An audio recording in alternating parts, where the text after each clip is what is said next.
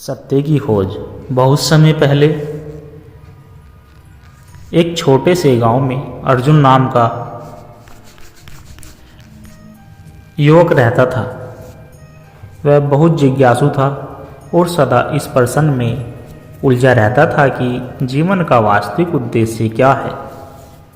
गांव के बड़े बुजुर्गों ने उसे समझाने की कोशिश की, परंतु उसे किसी उत्तर से संतोष नहीं हुआ। एक दिन उसने निश्चय किया कि वह अपने प्रश्नों के उत्तर ढूंढने के लिए यात्रा पर निकलेगा। अर्जुन ने सुना कि एक महान संत महर्षि वशिष्ठ पहाड़ों की एक गुफा में ध्यान में लीन रहते हैं। वे अद्भुत ज्ञान के स्रोत थे और जो भी उनके पास जाता उसे जीवन का सही मार्ग मिल जाता था। अर्जुन ने कठिनाइयों का सामना करते हुए कई दिनों की यात्रा की और अंत में गुरु वशिष्ठ के आश्रम पहुंचा।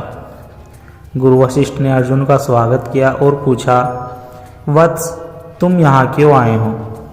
अर्जुन ने उत्तर दिया, गुरुदेव, मैं जीवन का उद्देश्य समझना चाहता हूँ, कृपया मुझे ज्ञान दे।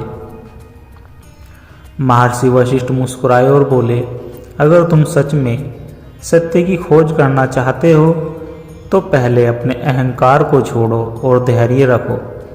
सत्य को समझने के लिए आत्म अनुभव आवश्यक है। गुरु वशिष्ठ ने अर्जुन को आश्रम में सेवा करने के लिए कहा। अर्जुन ने कई महीनों तक सेवा की। वह आश्रम की सफाई करता, आगंतुकों को भोजन कराता और जंगल से लकड़ियाँ लाता। धीरे धीरे उसका मन शांत होने लगा और अहंकार कम होने लगा। एक दिन अर्जुन ने गुरु से पूछा, गुरुदेव, क्या अब मैं ज्ञान प्राप्त कर सकता हूँ? गुरु ने मुस्कुराकर कहा, अभी भी पहले तुम एक और परीक्षा देनी होगी। गुरु वशिष्ठ ने अर्जुन को एक थैली दी और कहा, इसमें कुछ बीज है, इन्हें दूर एक बंजर भूमि में बो दो और तब तक देखभाल करो जब तक यह वृक्ष न बन जाए। अर्जुन ने आदेश का पालन किया। पहले तो उसे यह कार्य व्यर्थ लगा, लेकिन समय के साथ उसने महसूस किया कि जैसे जैसे वह पौधों की देखभाल कर रहा था, वैसे वैसे उसका मन भी शांत और स्थिर हो रहा था। कई वर्ष बीत गए और वहाँ एक सुंदर हरा भरा बाग बन गया। अर्जुन को एहसास हुआ कि जैसे इन पौधों को विकसित होने में समय लगा, वैसे ही आत्मिक ज्ञान भी धैर्य और समय से प्राप्त होता है।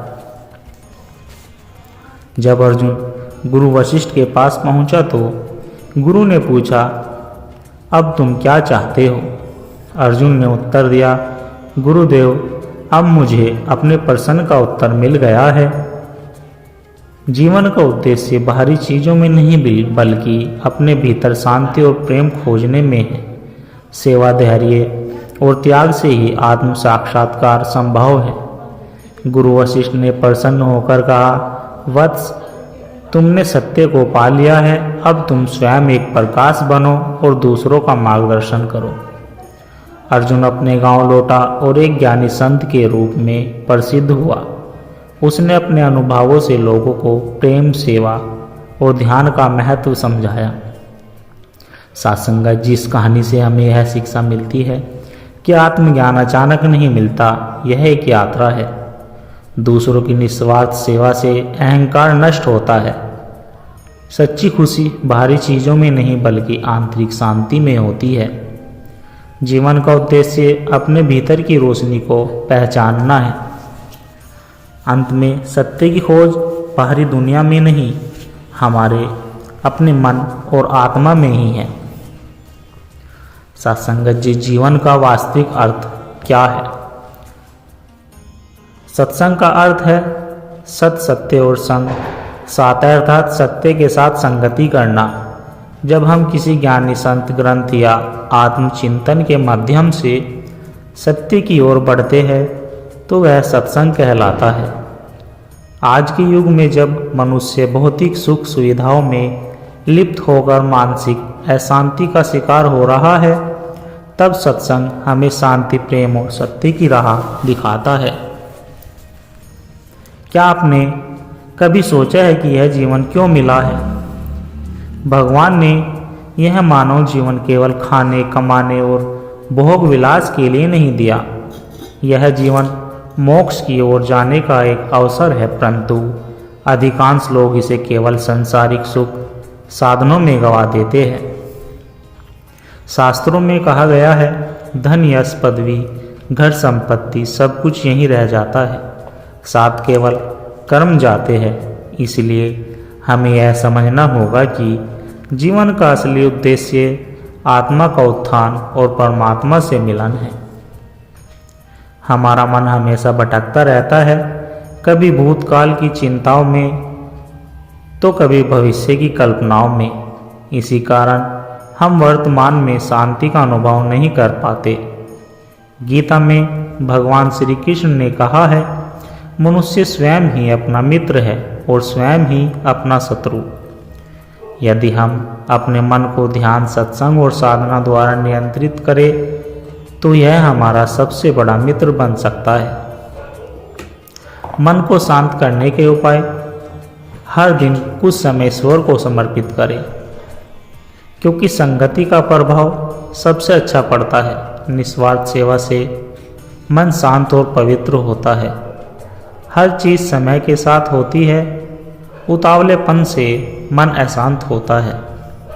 सत्संग और सेवा का महत्व: सत्संग केवल ग्रंथ पढ़ना या भजन गाना नहीं है, बल्कि यह आत्मशुद्धि की प्रक्रिया है। जैसे कोयला अग्नि के संपर्क में आकर जलने लगता है, वैसे ही जब हम ज्ञानी महापुरुषों की संगति में आते हैं तो हमारा मन भी शुद्ध होने लगता है।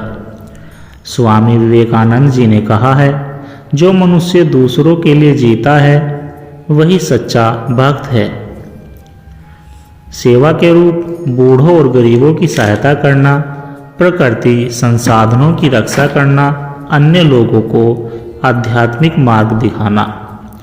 आत्मा और परमात्मा का संबंध: हम अपने शरीर को ही अपना वास्तविक स्वरूप मानते हैं, लेकिन वास्तव में हम आत्मा हैं जो इस शरीर में निवास करती है। उपनिषदों में कहा गया है, तत्वमसि, तू वही है, अर्थात आत्मा और परमात्मा अलग नहीं है। परमात्मा हमसे दूर नहीं है, वह हमारे भीतर ही है, बस उसे पहचानने की आवश्यकता है। ध्यान और साधना द्वारा हम इस सत्य का अनुभव कर सकते हैं। जीवन में शांति लाने के उपाय: यह सबसे बड़ा बंधन है जो हमें ईश्वर से दूर करता है। झूठ और कपट से बचे, क्योंकि यह मन को दूषित करता है। यह आत्मा को परमात्मा से जोड़ने का सबसे सरल मार्ग है। ध्यान और प्रार्थना: सभी जीवों में ईश्वर का वास मानकर प्रेम करें। सत्संग जीवन की दिशा बदल सकता है। यह हमें सत्य, प्रेम, शांति और आनंद की ओर ले जाता है। भौतिक वस्तुएं क्षणिक है, परंतु आध्यात्मिक ज्ञान सदा हमारे साथ रहता है। इसलिए जीवन को व्यर्थ न गंवाकर सत्य के मार्ग पर चले, सत्संग करें, ध्यान करें और सेवा भाव अपनाएं। यही सच्चा आध्यात्मिक जीवन है। जो इस सत्य को समझ लेता है वही जीवन के वास्तविक उद्देश्य को पा लेता है। आत्मज्ञान की राह: बहुत समय पहले की बात है, भारत के एक घने वन में एक छोटे से गांव में धीरज नाम का एक युवक रहता था। वह बहुत बुद्धिमान, परिश्रमी और जिज्ञासु था, लेकिन उसकी आत्मा हमेशा किसी गहरे सत्य की तलाश में भटकती रहती थी। उसे बचपन से ही यह प्रश्न परेशान करता रहता था कि जीवन का वास्तविक उद्देश्य क्या है। गांव के बड़े बुजुर्गों से लेकर ज्ञानी पंडितों तक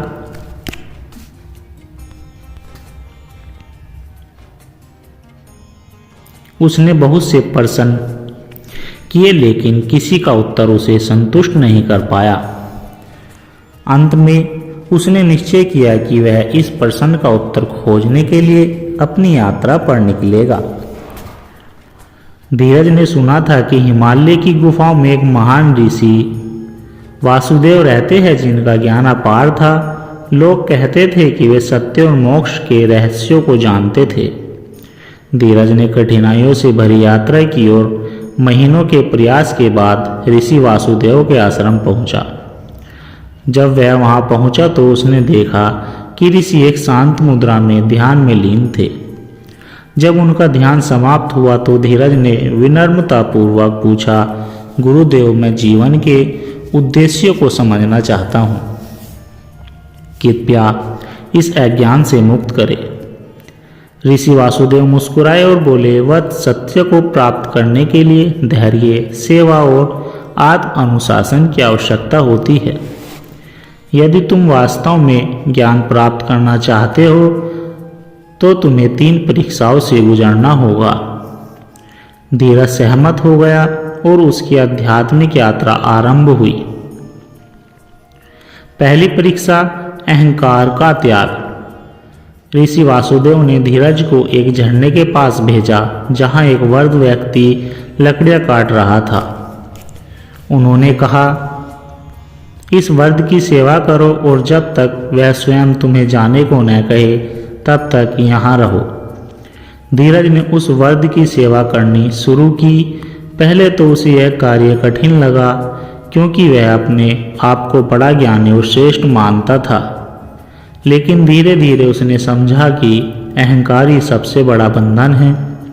कई महीनों तक सेवा करने के बाद एक दिन वृद्ध व्यक्ति ने कहा, बेटा, अब तुम मुक्त हो, जाओ और अपने गुरु से आगे की शिक्षा लो। जब धीरज ऋषि वासुदेव के पास पहुंचा तो उन्होंने कहा, अब तुमने अहंकार को त्याग दिया है, लेकिन अभी तुम्हें और सीखना होगा।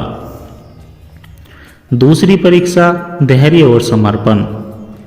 इस बार गुरु ने धीरज को एक निर्जन वन में भेजा और कहा, यहाँ ध्यान करो और तब तक प्रतीक्षा करो जब तक तुम्हें उत्तर न मिल जाए। धीरज ने ध्यान करना शुरू किया, लेकिन प्रारंभ में उसका मन बहुत भटका था। कई महीनों तक ध्यान करने के बावजूद उसे कोई उत्तर नहीं मिला। वह हताश होने लगा, लेकिन उसने धैर्य नहीं छोड़ा। एक दिन जब वह ध्यान में बैठा था तो उसके भीतर से आवाज़ सुनाई दी, सत्य बाहर नहीं, भीतर है। जब तुम मन को स्थिर कर लोगे तभी सत्य को जान पाओगे। धीरज को एहसास हुआ कि वास्तव ज्ञान ग्रंथों या किसी और से नहीं बल्कि स्वयं के भीतर से ही प्राप्त होता है। वह वापस गुरु के पास पहुंचा। ऋषि वासुदेव ने प्रसन्न होकर कहा, अब तुम धैर्य और आत्मसमर्पण का महत्व समझ चुके हो, लेकिन अंतिम परीक्षा अभी बाकी है। तीसरी परीक्षा, प्रेम और सेवा। गुरु ने धीरज को एक छोटे गांव में भेजा और कहा, यहाँ के लोगों की सेवा करो। जब तुम्हें लगे कि तुमने जीवन का उद्देश्य मिल गया है तब वापस आना। धीरज गांव में पहुंचा और वहाँ के गरीब और पीड़ित लोगों की सहायता करने लगा। उसने बीमारों की सेवा की, भूखों को भोजन कराया, बच्चों को शिक्षा दी। धीरे धीरे उसे यह अनुभव होने लगा कि सच्चा सुख केवल स्वयं के लिए जीने में नहीं बल्कि दूसरों की सेवा करने में है। कई वर्षों बाद जब उसने महसूस किया कि प्रेम और सेवा ही जीवन का वास्तविक उद्देश्य है, तब वह पुनः अपने गुरुदेव के पास लौटा। ज्ञान की प्राप्ति। जब धीरज ने गुरु वासुदेव को अपने अनुभव बताए तो गुरु ने कहा, अब तुम तैयार हो। तुमने अहंकार त्यागा, धैर्य सीखा और सेवा का महत्व समझा। यही आत्मज्ञान का मार्ग है। गुरु ने आगे कहा, सत्य कोई जटिल रहस्य नहीं है, यह बस इतना है, अहंकार को त्यागो, धैर्य रखो, प्रेम करो और सेवा करो। यही जीवन का वास्तविक उद्देश्य है। धीरज जब पूरी तरह से बदल चुका था। उसने अपना पूरा जीवन मानवता की सेवा, और आत्मज्ञान के प्रसार में समर्पित कर दिया। सत्संगत जी, इस कहानी से हमें यह शिक्षा मिलती है। नंबर 1, अहंकार का त्याग। ज्ञान उन्हीं को प्राप्त होता है जो विनम्र होते हैं। नंबर 2, धैर्य और संपर्क। सच्चा उत्तर हमारे भीतर ही है, हमें बस उसे पहचानना है। नंबर 3, सेवा और प्रेम। सच्चा आनंद केवल दूसरों की सेवा से ही मिलता है। नंबर 4, जीवन का उद्देश्य आत्मज्ञान और परोपकार की इस जीवन का सबसे बड़ा सत्य है। जो अपने भीतर सत्य को खोज लेता है वही वास्तव में मुक्त हो जाता है। सत्संगत जी, आप संतों को दास के द्वारा कहे गए विचार यदि अच्छे लगे हो तो वीडियो को लाइक ज़रूर कर दे और हमारे चैनल को सब्सक्राइब कर दे और दास को आशीर्वाद दे कि हर रोज़ आप जी के चरणों में ऐसे ही कहानी विचार, प्रेरणादायक कहानी विचार लेकर आता रहे। सत्संगत जी, प्यार से कहना, धन निरंकार जी।